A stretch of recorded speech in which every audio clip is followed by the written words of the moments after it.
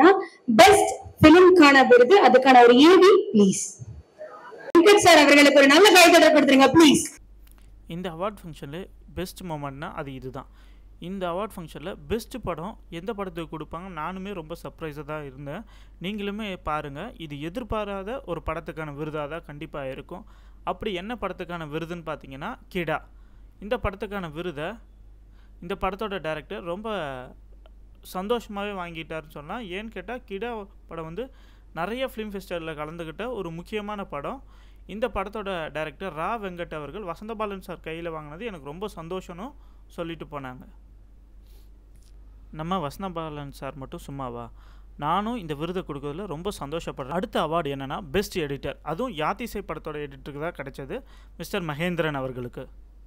Best editor விருது நம்மளுடைய மெய் சர்வதேச விருதுகள் படக்குழுவின் சார். பெஸ்ட் எடிட்டர் அது எந்த படத்துக்கு போகும் நானும் ரொம்ப தீவிரமாக யோசிச்சுருந்தேன். நான் நினச்ச மாதிரி ரொம்ப வித்தியாசமான படத்துக்கு தான் கொடுத்துருந்தாங்க.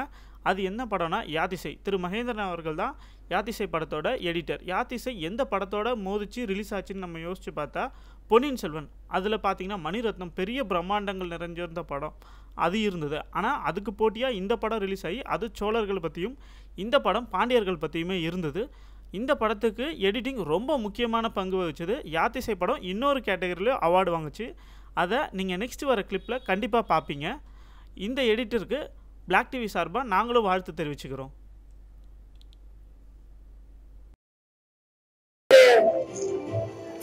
ஏன்னா இந்த யாத்திசை வந்து ஒரு சின்ன பட்ஜெட்ல எல்லாரையும் திரும்பி பார்க்க வைக்கிற மாதிரியான ஒரு சூப்பரான கதை களத்துல உருவாகி மக்கள் மனசுல பயங்கரமான இடம் பிடிச்சிருக்கு. சோ அந்த படத்தினுடைய எடிட்டரா இருந்து பெஸ்ட் எடிட்டர் விருது வாங்கிருக்கீங்க, எப்படி ஃபீல் பண்றீங்க? அனைவருக்கும் வணக்கம். இந்த விழாக்கு சிறப்பு விருந்தினராக வந்திருக்க Parthiban sir, Vasanthabalan sir and எல்லாருக்கும் என்னுடைய முதற்க வணக்கம். இது யாத்திசைக்காக நாங்கள் குழுவா வாங்குற 4வது விருது. சிறந்த படத்தொகுப்புக்காக இது என்னோட 2வது விருது. ஸோ இந்த யாத்திசை படம் வந்து முழுக்க முழுக்க ஒரு 20லேருந்து 30 பேரோட கனவு. மொத்தமாக நாங்கள் வந்து ஒரு 4 வருஷம் எங்களுடைய ஒரு கண்மூடித்தனமான ஒரு உழைப்பு நாங்கள் போட்டோம். இது இந்த அளவுக்கு ரீச் ஆகும் அப்படின்ற எந்த ஒரு எதிர்பார்ப்பும் இல்லாமல் நாங்கள் போட்ட ஒரு உழைப்பு. அந்த உழைப்புக்கு கிடைத்த ஒரு அங்கீகாரமும் நான் இதை பார்க்குறேன். இந்த மொத்த விருதும் என்னோட குழுவினருக்காக நான் வந்து இங்க சமர்ப்பிக்கிறேன்.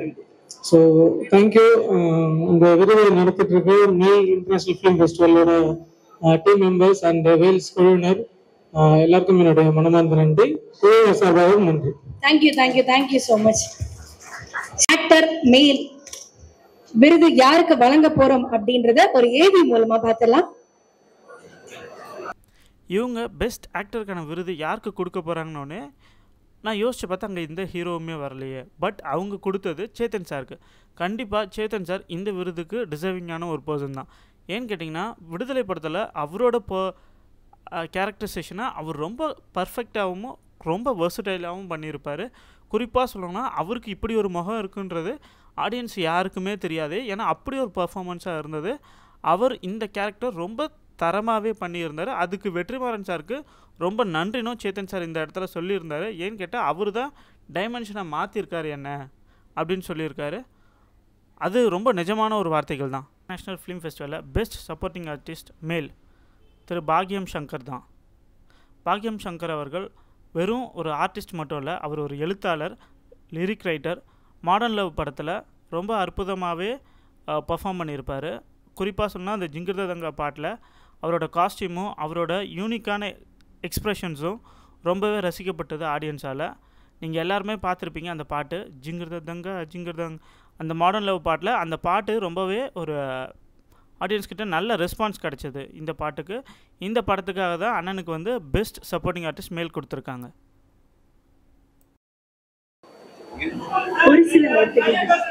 நீங்கள் எப்படி வேணாலும் கூப்பிடுங்க, ஆனால் கூப்பிடுங்க. கூப்பிடுற தூரத்துல இருக்க மாட்டேன், ஆனா கூப்பிட்ட தூரத்துல இருக்க மாட்டேன். நான் பக்கத்துல இருப்பேன், நீங்க வெக்கத்துல இருப்பீங்க. உங்க புருஷன் துக்கத்துல இருப்பாரு, இஸ் இட் ஓகே? அதான் ஒரிஜினல் டைலாக். அப்புறம் பசங்க படங்கிறதுக்காக நான் கட் பண்ணிட்டேன். நம்ம பசங்க படம்னா நம்ம வச்சுக்கலாம், குட்டி பசங்க படங்கிறதுனால அதை கட் பண்ணிட்டேன். மெய்யாலுமே சொல்றேன், மெய்யாலுமே சொல்றேன், நான் மெய் மறந்து சந்தோஷமா இருக்கிறது வந்து சினிமாவில மட்டும்தான், எனக்கு வேற எதுவுமே கிடையாது.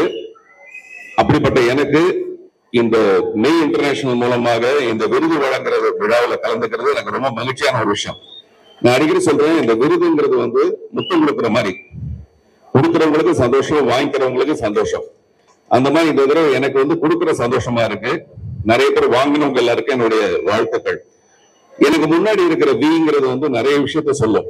அது ஒண்ணு வேல்ஸ் யூனிவர்சிட்டி, இன்னொன்னு வந்து விக்டரி, இன்னொன்னு வந்து விருது.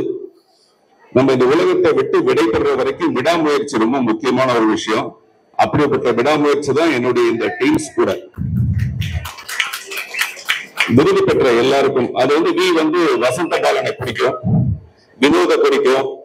அந்த மாதிரி விருது பெற்றவர்கள் எல்லாருக்கும் என்னுடைய மனப்பூர்வமான வாழ்த்துக்கள். சமீபத்தில் என்னோட மிகப்பெரிய சந்தோஷம் வந்து என்னன்னா, இந்த டீம்ஸ் அவங்க பெர்ஃபார்ம் பண்ணும்போது பாத்தீங்களா, எல்லாரும் வந்து ஒரு பேயை வச்சு படம் பண்ணிருப்பாங்க. நான் 13 பேயை வச்சு படம் பண்ணியிருக்கேன். ஒன்னு அப்படியே ராட்சசி, பேய், ராட்சசன் எல்லாம் அப்படியே ஒரு டேலண்டோட அப்படியே ஒரு பொக்கிஷம் மாதிரி. நீங்க அதுல பெர்ஃபார்ம் பண்ணும் போதே தெரியும் உங்களுக்கு. நீங்க எல்லாம் வழக்கமா என்ன பண்ணுவீங்கன்னா, பெரிய பெரிய ஸ்டார்ஸ் நடிச்ச படத்தை பாக்குறதுக்கு தான் முன்னுரிமை கொடுப்பீங்க. ஆனா நான் என்ன பண்றேன்னா, பெரிய பெரிய ஸ்டார்ஸை உருவாக்குற ஒரு படத்தை நான் பண்ணணும்னு ஆசைப்பட்டுதான் நான் இந்த டீம்ஸ் படத்தை பண்ணியிருக்கேன். உண்மையிலேயே கொஞ்ச காலம் கழிச்சு நீங்க பார்க்கும்போது நிச்சயமா இவங்க எல்லாரும் மிகப்பெரிய ஸ்டார்ஸா இருப்பாங்க. அதுல வந்து எனக்கு ரொம்ப பெருமையும் சந்தோஷமும்.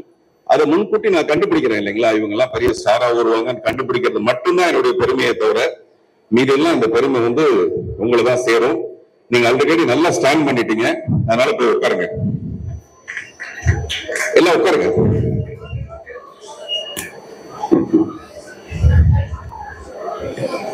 ஒரு சில வார்த்தை பேசிட்டேன்.